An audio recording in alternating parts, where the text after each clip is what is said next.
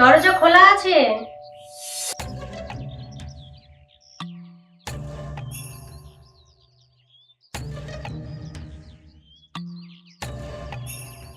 কি রে তোরা, আয় আয় বস বস।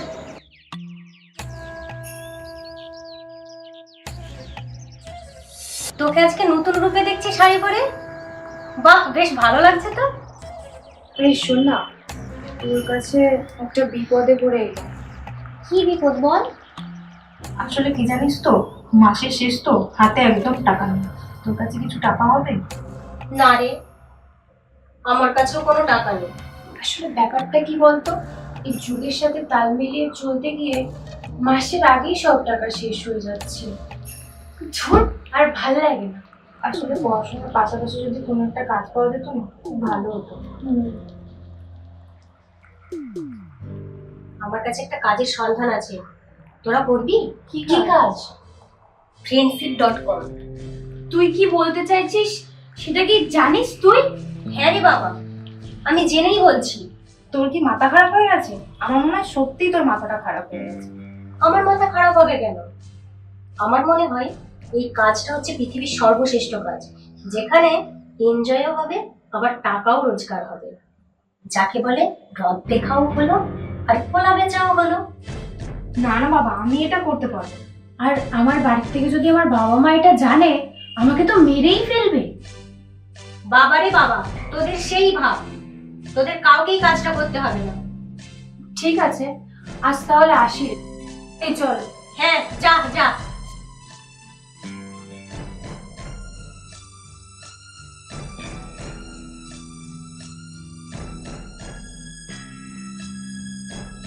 সুপর্ণা যেটা বলল, খারাপ তো কিছু বলেনি।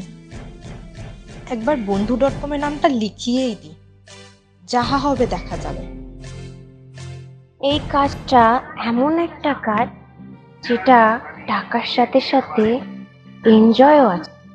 আর আমি এখানে কি করছি না করছি বাড়িতে কি করে জানতে পারবে? টাকা না হলে আজকালকার জেনারেশনে চলাটাই মুশকিল। আর টাকা না থাকলে আমাকে কেউ পাত্তাও দেবে না। আরে বসে আসিস কেন, বানাব একটা। ঠিক আছে। তোদের আসার আগে না চড়িয়ে বসে আছি, বুঝলি?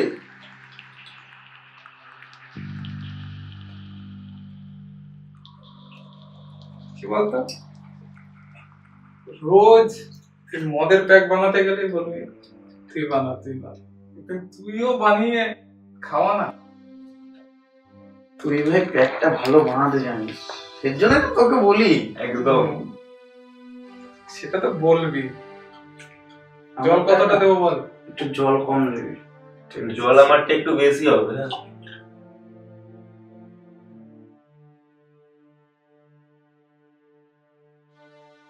হ্যাঁ, তোর জল বেশি, তোর জল কম।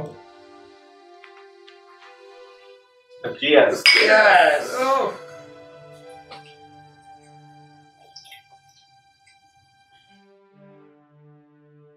আরে রাজকুমার, শোন একটা কথা বলি। হোটেল হানিমুনে এসো না। ওইটাই তো প্রবলেম রে ভাই।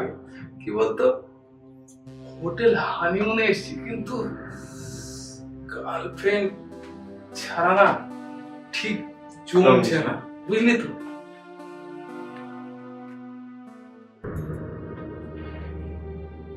আর বলিস না, আমারটা এত বাহানা না যে বাবা মায়ের এত বাধ্য মেয়ে বিয়ের আগে কোথাও বেরাবেই না।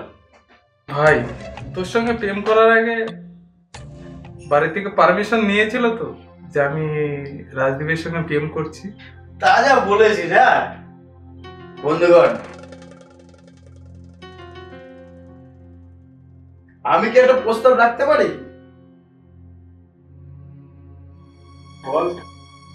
এক রাতের জন্য টঙ্গিনী ভাড়া করলে কেমন হয়? বাবা, ভীষণ ভালো প্রস্তাব দিয়েছিস। যা না নিচে গিয়ে দেখ না কাকু পাওয়া যায় কিনা। ভাই, তোরা যা খুশি করার কর, কিন্তু এর মধ্যে কিন্তু আমাকে রাখিস।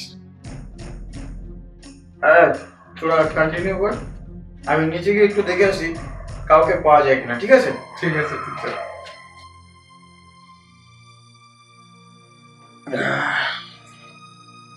এই আসছি, হ্যাঁ। ঠিক আছে যাও। যা, সাবধানে যা।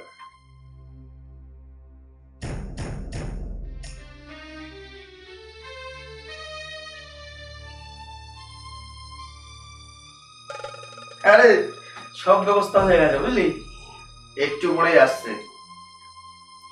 ভাই তোরা যা খুশি কর, তা আমাকে একটু একা থাকতে দে। যা যা, তুই সতী সাবিত্রী হয়ে বসে থাক, আমি একটু কুমারিত্বের নশর চল। এই চল, হ্যাঁ।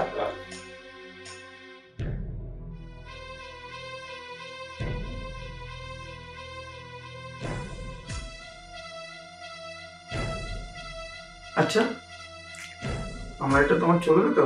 আমার সব চলে।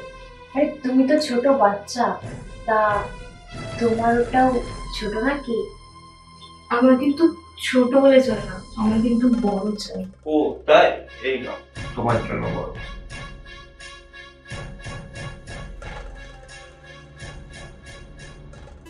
আচ্ছা, মদের সাথে চাকনা কিছু নেই? হ্যাঁ আছে তো, কলা। I love banana.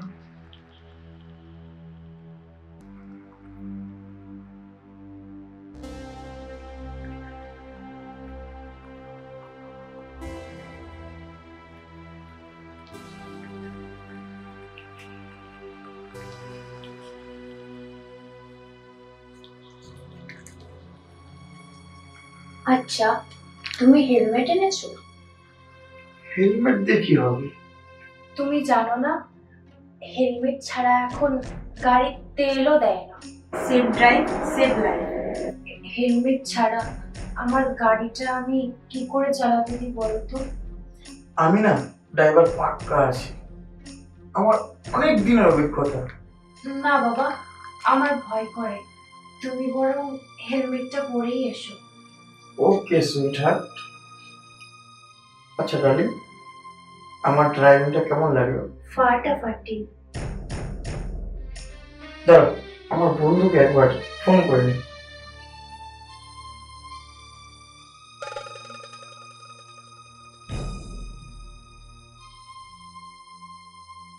Hello Rajdeep, তুই একটা কাজ কর না, তুই আমার রুমে একবার চলে আয়। ঠিক আছে, আমি রাখছি। আচ্ছা, রাজ কি?